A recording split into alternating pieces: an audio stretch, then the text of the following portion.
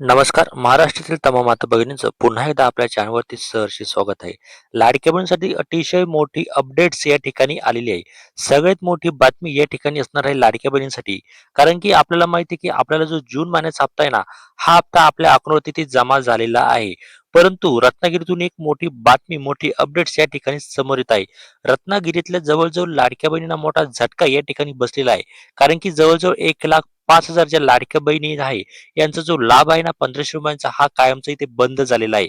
म्हणजे त्यांना जून महिन्याचा जो हप्ता आहे ना, तो हप्ता इथे भेटलेला नाहीये आणि त्यांना इथून पुढचा जो हप्ता आहे ना, हा हप्ता भेटेल का नाही याची कुठलीही गॅरंटी या ठिकाणी सांगता येत नाही. कारण की त्या अपात्र या ठिकाणी इथे झालेला आहे.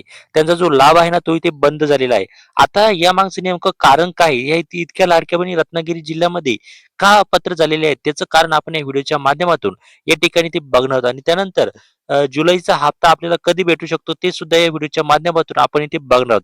बघा मी तुम्हाला मागील 2-3 बातम्या अशा सांगितलेल्या होत्या, की जवळ-जवळ संभाजीनगरमधून इतक्या बहिणी अपात्र झाल्या. त्यानंतर अमरावतीमधून सुद्धा इथे लाडक्या बहिणी ज्या आहे ना, त्या अपात्र या ठिकाणी झालेल्या होत्या आणि त्यानंतर 2-3 जिल्ह्यानंतर आता पुन्हा रत्नागिरीचा नंबर या ठिकाणी लागलेला आहे.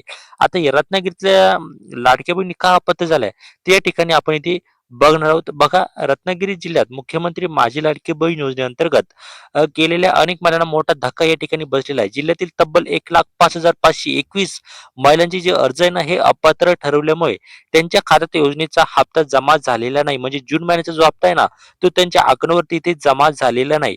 मात्र प्रशासनाने स्पष्ट केलेलं आहे, की फक्त तांत्रिक कारणामुळे अपात्र ठरलेल्या महिलांना त्रुटी दुरुस्त करण्यासाठी इथे संधी दिली जात आहे.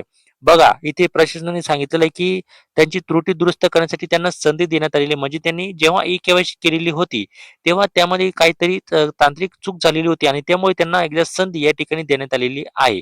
त्यानंतर महिला व बालविकास विभागाच्या माहितीनुसार रत्नागिरी जिल्ह्यात या योजनेसाठी 3,77,047 अर्ज इथे प्राप्त झालेले होते. त्यापैकी 2,71,956 महिला पात्र ठरलेल्या आहेत.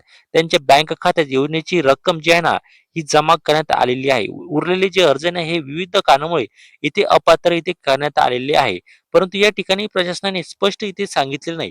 प्रशासनाने काय सांगितलेलं आहे, की अनेक अर्जामध्ये ई-के-वाय-सी पूर्ण नसणे, आधार क्रमांक बँक खात्याशी लिंक नसणे, इतर शासकीय योजनांचा लाभ मिळत असेल, कुटुंबातले सदस्य सरकारी कर्मचारी किंवा आयात करदाता असेल किंवा चारचाकी वाहने असणे, वयोमर्यादा पूर्ण न होणे किंवा अर्जातील माहिती चुकीची असणे अशी कारणे या ठिकाणी आढळलेली आहे. त्यामुळे प्रशासनाने काय केलंय, की यांचे जे अर्ज आहे ना, हे बाद या ठिकाणी केलेले आहे. परंतु मला सांगा, की नुसतं आधार लिंक नसणे, हे सुद्धा एक मोठं कारण या ठिकाणी नसणार आहे. कारण की त्यांना आधार लिंक करायचं तुम्ही सांगू शकता, की तुम्ही आधार लिंक करून घ्या आणि त्यानंतर तुमचा हप्ता या ठिकाणी जमा होईल. असं सुद्धा या ठिकाणी होऊ शकलं असतं. परंतु तसं झालं नाही. डायरेक्टली त्यांना अपात्र या ठिकाणी करण्यात आलेलं आहे. अधिकाऱ्यांनी सांगितलेलं आहे, की ज्या महिलांचे अर्ज फक्त तांत्रिक कारणामुळे अपात्र झालेले आहेत, त्यांनी ई-के-वाय-सी पूर्ण करणे, आधार लिंक करणे, आवश्यक कागदपत्रातल्या चुका दुरुस्त करणे गरजेचे आहे.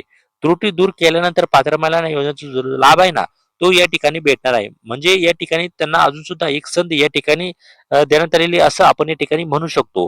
त्यानंतर इथे सांगायचं झालं, की जुलैचा जो हप्ता आहे ना, तो हप्ता आपल्याला कधी भेटू शकतो? तर बघा, आपल्याला जून महिन्याचे जे ₹1500 ते आता या ठिकाणी ते जमा झाले. परंतु खूप साऱ्या लाडक्या बहिणी अजून सुद्धा जे जून महिन्याचा जो हप्ता आहे ना, तो या ठिकाणी ते जमा झालेला नाही. तुम्हाला जून महिन्याचे ₹1500 तुमच्या अकाउंटवरती जमा झाले का? कमेंटमध्ये नक्की सांगा. आणि त्यानंतर जुलै महिन्याचं जर बोलायचं झालं, तर आपल्याला आषाढी निमित्त किंवा पुढच्या महिन्यामध्ये 15 ऑगस्टच्या आधी आपल्याला हे जे पैसे आहे ना, ते आपल्या अकाउंटवरती इथे जमा होऊ शकतात. तुम्हाला यावर काय वाटतंय? तुमच्या काय प्रतिक्रिया आहे? त्या कमेंटच्या माध्यमातून आम्हाला नक्की कळवायची आहे. जेणेकरून आम्हाला कळेल की किती लाडक्या अजून जूनचा हप्ता इथे भेटलेला नाहीये.